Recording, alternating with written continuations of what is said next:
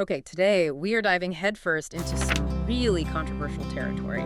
We're looking at Chris Hedges' 2006 book, American Fascists, The Christian Right and the War on America. And right off the bat, that title, equating a major American political movement with historical fascism. Yeah. It's designed to provoke no question. Absolutely. And our mission here isn't just to rehash Hedges' arguments. We want to give you, the listener, a real shortcut. We've taken a deep, structured critique of the book, applied some serious critical thinking frameworks to it. And basically distilled it down to what really matters. Exactly. The goal is to quickly unpack Hedges' claims, look at how they were challenged using these irrational standards, and give you those aha moments without, the information overload. Right. And context is key here. The book came out in 2006. Think about that time. Christian political activism had been building serious momentum since the 80s. A real ascendancy. Definitely. So Hedges steps in with this book, positioning itself as a stark warning, arguing this movement was a genuine threat to democracy, to pluralism itself. It landed in a moment of pretty intense political anxiety. And Hedges himself, he's got the background for this kind of warning, right? He's a respected journalist, Pulitzer Prize winner, but also a divinity school graduate. Which gives him a lens on both the politics and the theology. So his core argument, the one we really need to grapple with, is that the contemporary Christian right, as he saw it then, actually embodies key identifiable features of classical fascism. Okay, let's dig into what he claims to have found. Hedges points to four main features he sees as essentially fascist within the movement. First, there's this intense, almost religious devotion to certain leaders. Okay. Second, the constant, relentless demonization of outsiders, secularists, liberals, even other religious groups that don't fit their mold. Printing an us versus them picture? Precisely. Third, he flags a deep-seated authoritarianism, a belief that their particular moral and political truths aren't just right for them, but must be imposed on everyone, top down. And the fourth one, this seems particularly potent in his argument, the apocalyptic vision. Yes, and this isn't just, standard end times theology. Hedges argues it provides an urgent, almost ultimate justification for aggressive political action now. They see themselves fighting a kind of spiritual battle on earth. Which frames the pursuit of political power as a necessity, not just a preference. Exactly. And to back this up, Hedges draws direct parallels. He compares the rhetoric, the organizing tactics, the ideology. The actual historical fascist movement? Specifically, yeah, he points to examples from Italy and Germany in the 20th century. He's trying to map the structure and function across time. But, okay, this is where the critiques really start to bite, isn't it? How does he support this mapping? What's the evidence? Well, that's the crux of it. His evidence leans very heavily on anecdotal interviews, his own on-the-ground reporting from rallies and conversion events, and scrutinizing their media strategies. So it's vivid journalistic stuff. You get a real sense of the atmosphere he's describing. Absolutely. He paints a picture of rising intolerance, anti-intellectualism. He points to specific examples in government, like attempts to influence policy, pushes in education, battles over media content. Arguing this push to impose one moral view everywhere undermines democratic norms. That's his argument. But the critique immediately asks, can these powerful, often moving personal stories and observations, can they actually stand up as systematic proof for such a heavy claim? Is anecdote enough? Right, and that's where it gets really interesting. We shift from Hedges' alarm bell to the cooler, more rational standards of the critique itself. How do you properly assess such a bold, maybe even inflammatory interpretation? Well, you need rigorous methods. The critique we analyzed didn't just offer a counter-opinion. It used specific intellectual frameworks.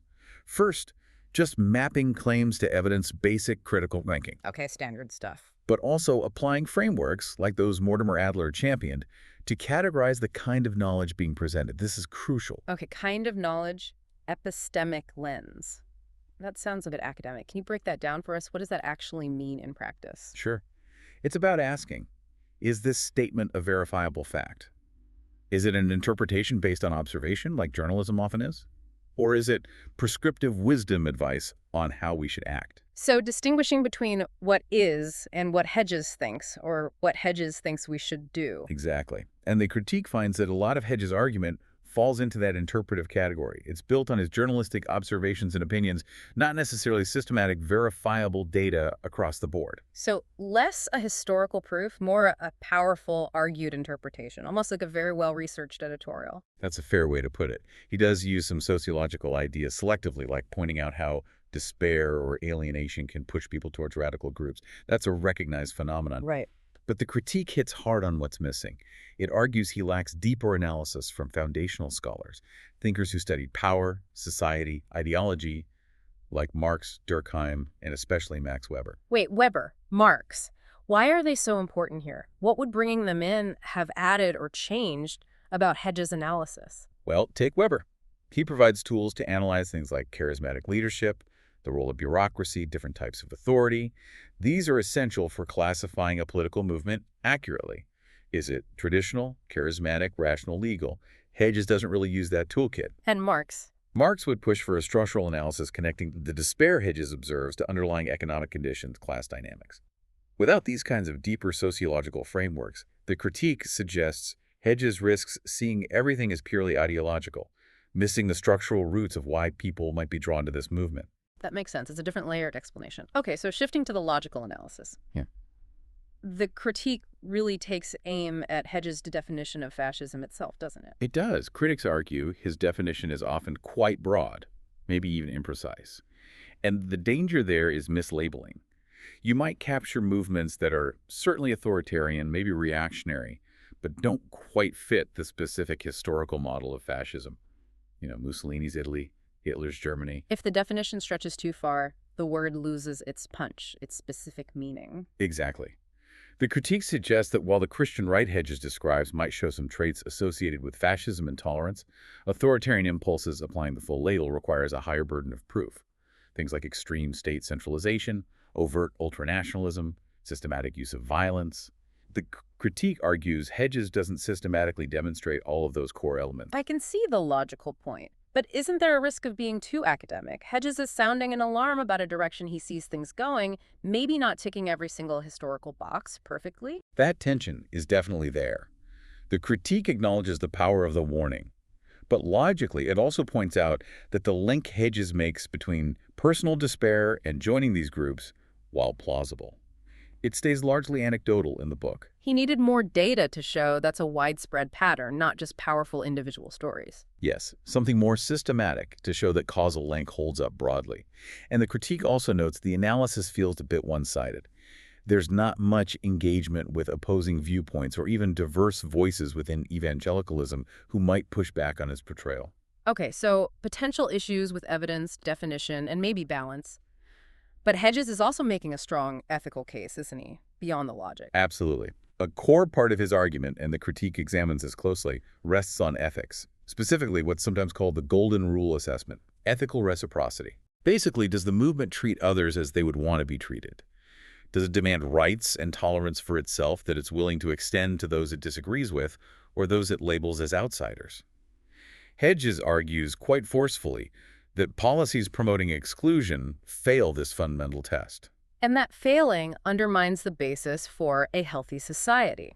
That's the core of his ethical warning, which leads directly into how the critique assessed his claims against constitutional standards, using the aims laid out right in the U.S. Constitution's preamble. Oh, that's fascinating. So how does Hedges' portrayal stack up against forming a more perfect union, establishing justice, ensuring domestic tranquility, and securing the blessings of liberty? Yeah, so let's kick through them based on Hedges' perspective. For union, he sees the movement as fundamentally polarizing, driving wedges, not healing divides. Check. For justice, he argues its goals and rhetoric lead to unequal treatment, marginalizing outsiders. Makes sense based on his argument. What about tranquility and liberty? His view is that the movement's highly aggressive political style actually increases social strife and conflict, undermining domestic tranquility. And finally, he sees the push for moral imposition and its intense nationalism as a direct threat to individual liberty, especially freedoms of conscience and private life. So a pretty damning assessment against those core constitutional gills. From his perspective, yes. And this underpins the dire outcomes he predicts, what he calls Christian fascism, were to take root: erosion of reason, loss of pluralism. He urges this revival of ethical Christianity combined with Enlightenment values. But the critique notes that this solution, this revival, Yeah, it's presented more as an aspiration, right? Not a fully fleshed out political strategy. correct. It's powerful morally, but maybe lacks concrete steps to counter the organized movement he describes. Okay, let's try to synthesize all this. We've looked at the book, the critique. What are the clear strengths of Hedges' work, even acknowledging the criticisms? Well, the critique certainly recognized its timeliness. It sounded an alarm many felt needed sounding. The vivid journalistic reporting really captures the emotional power and feel of the movement, and its ethical core, that grounding in reciprocity, is strong. But the weaknesses seen through that critical lens are also pretty significant. Yes. Overgeneralizing the fascism label seems to be a key one. A lack of deep sociological grounding, relying more on observation than, say, Weberian analysis, and perhaps offering limited practical solutions beyond the moral call to action. So if we distill this down for you, the listener, what are the key takeaways from this whole deep dive into Hedges and his critics? We've got three main insights from the critique. Number one. Number one, the deep human need for certainty, for community, for structure. These are incredibly powerful forces driving recruitment into movements like the one Hedges describes. He really nails the emotional and existential needs being met, even if you question his label. Any response has to grapple with that underlying despair. Okay. Insight number two. Equating this kind of activism with historical fascism is, frankly, explosive and requires extreme care with definitions and evidence.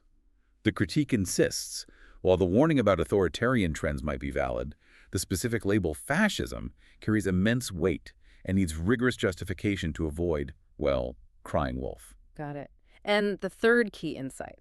Restoring civic health isn't just about arguing or critiquing. It demands practical engagement with the reasons people are drawn to these movements. The social, economic, maybe spiritual voids. You can't just condemn. You have to address the root causes and perhaps offer compelling alternatives. That really shifts the focus. So where does this leave us now? What are the big lingering questions? I think the core ones are still incredibly relevant.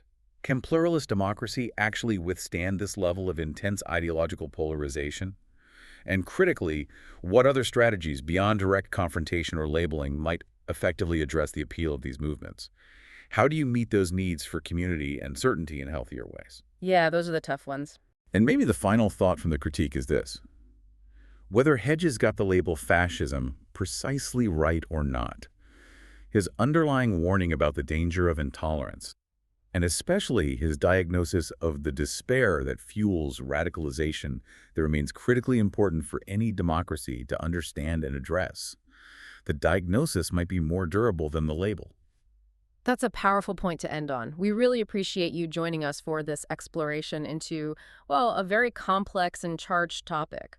Remember, this analysis was grounded in structured, rational criticism, looking hard at the evidence, the logic, the ethics. Hopefully it gives you tools to think critically about these issues yourself. Exactly. We encourage you to keep exploring. Maybe check out related work. Michelle Goldberg has written extensively on the Christian right. Revisiting Max Weber is always insightful. Or perhaps look into perspectives from progressive voices within evangelicalism for a different angle. Lots to chew on. Definitely. Thanks again for investing your time with us and engaging in critical thinking. We hope this deep dive encourages you to keep wrestling with the big questions facing our society.